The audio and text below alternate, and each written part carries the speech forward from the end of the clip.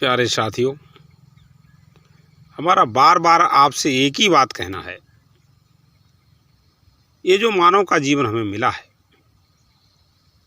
ये भगवान की अनन्य कृपा है। इसको बर्बाद नहीं होने देना है। हमको जाग के ये देखना है। अभी हम सोए हुए हैं, हमें पता ही नहीं है कि हम जागे हैं या हम सोए हैं।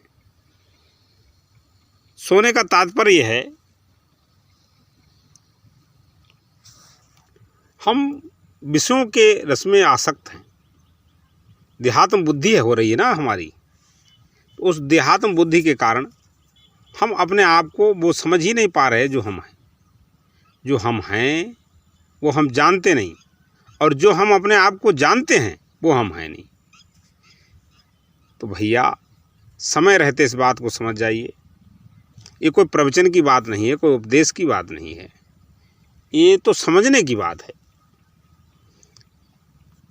जितनी जल्दी आप ये समझ गए कि आखिर हमें ये मानव का जीवन क्यों मिला है, बस हमारा ध्यान जरूर इस तरफ चला जाएगा कि हमसे भूल क्या हो रही, गलती क्या हो रही।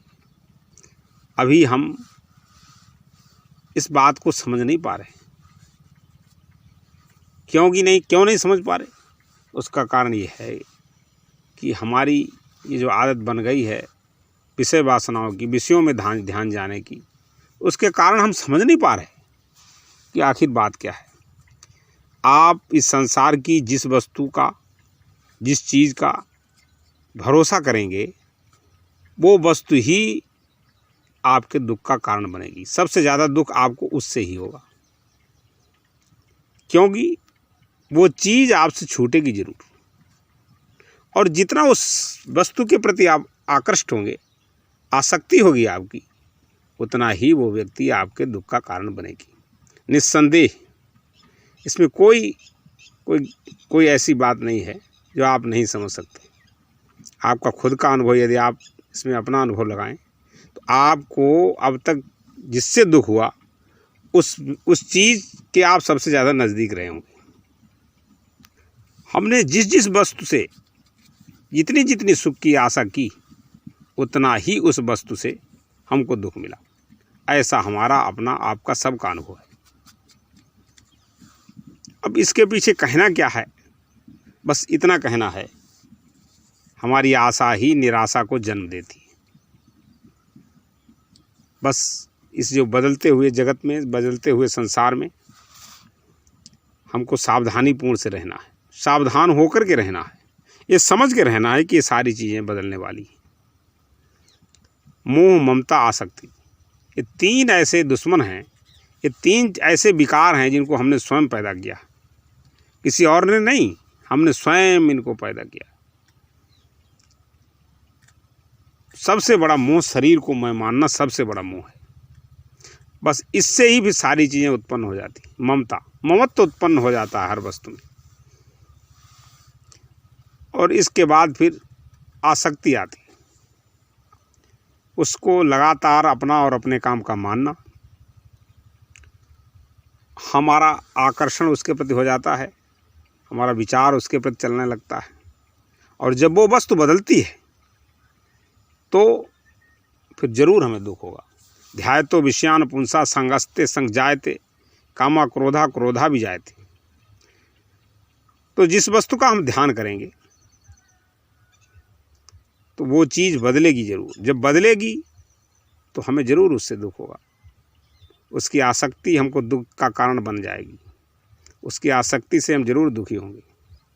अब जब वो चीज़ हमें मिलेगी नहीं और हमारी अनुकूलता के अनुसार उसकी स्थिति नहीं होगी, तो हमें एक अंदर से झुंझलाहट उत्पन्न होगी, क्रोध उत्पन्न होगा। क्रोधात् भवति सम्मोहा, सम्मोहात् भवति विभ्रमा, विभ्रमात् बुद्धिनाशो, बुद्धिनाशात् प्रणश्यति। क्रोध से अत्यंत मूढ़ भाव उत्पन्न हो जाता है, और मूढ़ भाव होने से हमारी स्मृति में भ्रम उत्पन्न हो जाता है। हम कौन हैं और यहाँ क्यों आए हैं, हम ये बात भूल जाते हैं। और हमें उस व्यक्ति के साथ कैसा व्यवहार करना चाहिए, हम ये भी भूल जाते हैं। विभ्रमाद बुद्धिनाशो, और इस भ्रम के कारण व्यवहार करना तो जाता ही है, ठीक से नहीं कर पाते, और हमारी जो ज्ञान शक्ति है वो भी नष्ट हो जाती है। और हमारे लिए, मनुष्य के लिए यदि सबसे बड़ी कोई चीज़ है तो वो है हमारी ज्ञान शक्ति। सोचने समझने की जो बात है, सोचने समझने की जो शक्ति है, वो क्षीण हो जाती है। उसके बाद प्रणश्यति, व्यक्ति अपना, वो व्यक्ति या मनुष्य अपने स्थान से नीचे गिर जाता है।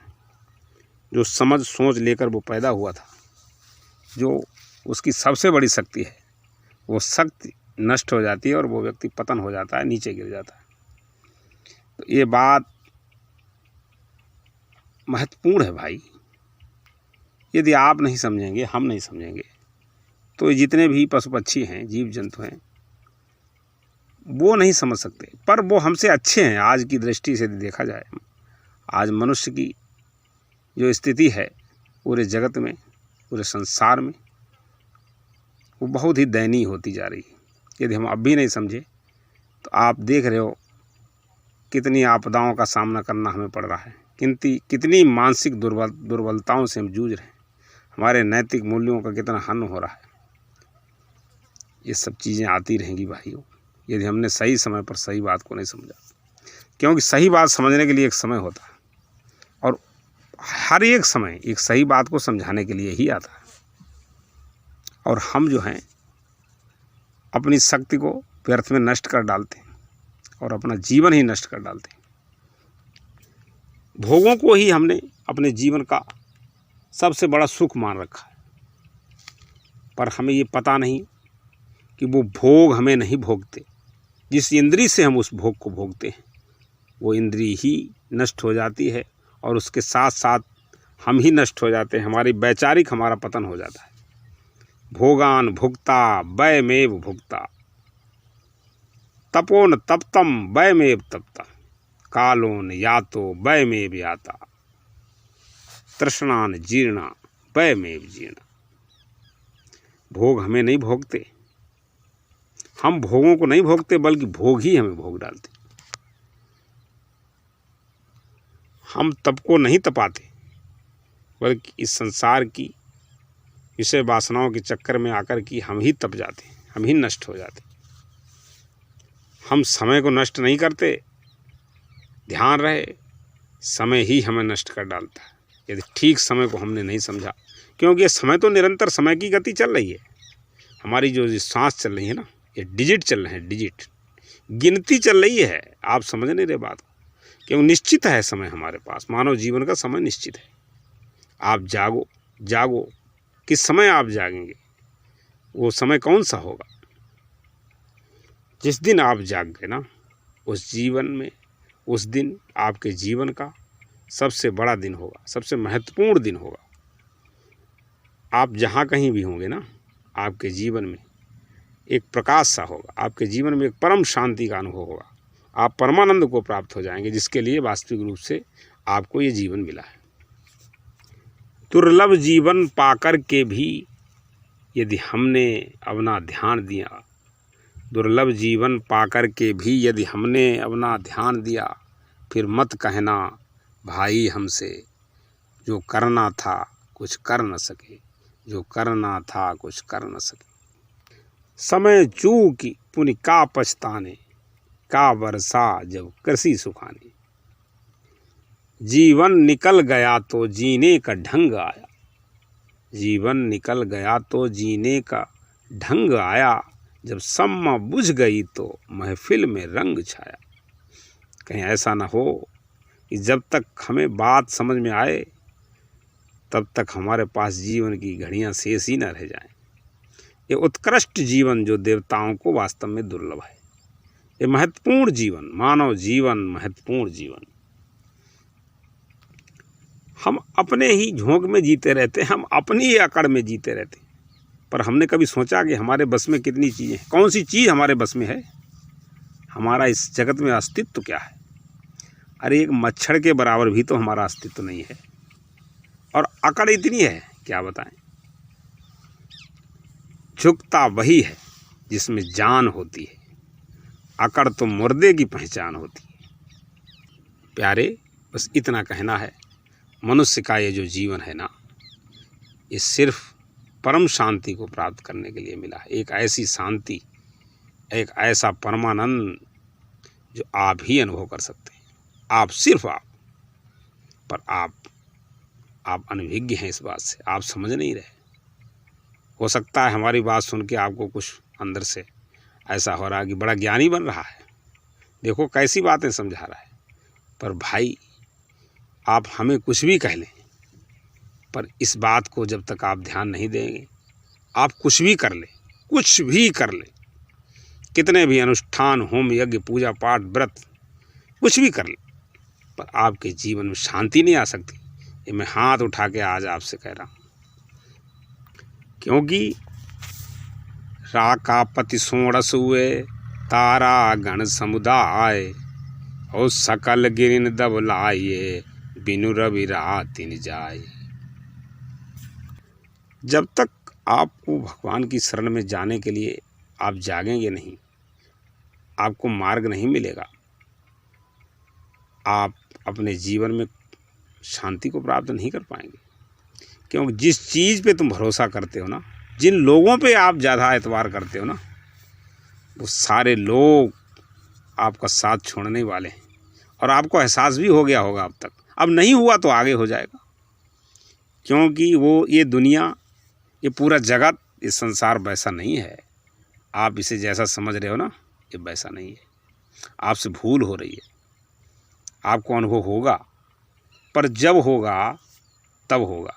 अभी आप ये बात समझ लो, नहीं तो फिर कुछ नहीं बचेगा।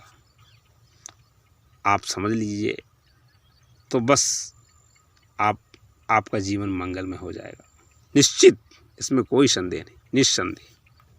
संसार की जितनी चीज़ें हैं आपको दिखाई पड़ रही हैं, किसी भी इंद्रिय के द्वारा आपको जानने में आ रही हैं, वो चीज़ें सब आपसे अलग हैं, आपके साथ देने वाली नहीं है, विनाशी है, निस्संदेह नाशवान है। जो चीज़ नाशवान है वो चीज़ भला आपके काम की कैसे हो सकती है? ये तो आपको खुद ही निर्णय करना पड़ेगा। असल में भगवान का यही भजन है, परमात्मा का भजन है ये। तो इस भजन को हम समझते नहीं। बस इस भजन को समझने के लिए ही तो हमारे जीवन में ये जो बातें सुनने को आ रही हैं, ये भगवान की प्रेरणा से आ रही हैं। पर हम समझ नहीं पा रहे इस बात को, महत्व तो नहीं दे रहे हैं ना इस बात को। पर विचार तो कर सकते हैं, कम से कम इस पे विचार करिए कि आज हमने कौन सी बात सुनी और समझी। पर किससे सुनी, ये महत्व तो नहीं रखती है बात। महत्व ये रखती है यहाँ जो भी कुछ हो रहा है परमात्मा के मंगल में विधान से हो रहा है। और आपको जो भी कुछ एहसास हो रहा है, सुनने में आ रहा है, देखने में आ रहा है, अनुभव हो रहा है, उसके पीछे परमात्मा ही हैं, प्रभु हैं। अब हम उस बात को कैसे समझें, उसको अच्छा समझें, बुरा समझते हैं, ये आपकी अपनी प्रकृति है। आप अपनी प्रकृति के अनुसार ही इस बात को समझ सकते हैं। पर इसमें समझना बस इतना ज़रूर है कि मनुष्य का जीवन सिर्फ व सिर्फ परम शांति के लिए, परमात्मा के मिलने के लिए ही मिला है। बस ये बात मुझे आपसे कहनी है। कई उदाहरणों से बात सिद्ध हो गई है, तब जाके अनुभव में आ गई है, तब जाके आपसे ये बात कही जा रही है। मानव सोचो जग के सुख का आधार रहेगा कितने दिन, जिसको अपना कहते उस पर अधिकार रहेगा कितने दिन, अधिकार रहेगा कितने दिन। ये दुनिया जिस पे आप भरोसा करते हो, ये सब आपकी जो आपको सबसे प्रिय वस्तु हैं उनको हरण करने के लिए है। और वो चीज़ आपको देनी ही पड़ेगी, छूट ही जाएंगी, नष्ट ही हो जाएंगी। तो उनमें आसक्ति कैसी? भगवान की तरफ जाइए, समय अभी है, अभी समय है। पर इसके साथ एक बात और कहनी है, गुरु बिन भवनिधि तरई न कोई, ज्यों बिरंच शंकर सम होई। हमारे जीवन में सदगुरु का अपार महत्व है। महती कृपा भगवान की है जो हमको सद्गुरु से मिलाते हैं। असल में हम उनको जिस दृष्टि से देखते हैं, सद्गुरु को एक मनुष्य की दृष्टि से देखते हैं। ये भी हमारी बहुत बड़ी भूल है। जब सब कुछ यहाँ भगवान की प्रेरणा से हो रहा है, तो सद्गुरु का मिलना भी हमारे जीवन में महत्वपूर्ण एक पहलू है। सद माने जो हमें सत्य से हमारा परिचय करा दे। सत्य क्या है? नहीं तो हमारा पूरा जीवन असत में ही निकल जाता है। हम झूठ में जीवन जीते रहते हैं। तो जो झूठ में जीवन जीता है, उसके जीवन का परिणाम क्या होगा, या आप समझ सकते हैं इस बात को। अंत समय में वो, और अब भी उसका दिल फट जाता है, टूट जाता है दिल, क्योंकि जिन वस्तुओं का वो सहारा और भरोसा कर रहा था, वो सारी वस्तुएं बिखर जाती हैं, उसकी अनुकूलता से प्रतिकूल हो जाती हैं, बस पूरा जीवन नष्ट हो जाता है। तो मनुष्य का जीवन नष्ट करने के लिए नहीं है, इसका एक एक क्षण दुर्लभ है, इसलिए हम इसको सोच समझ कर जिए। बस इतना ही कहना है।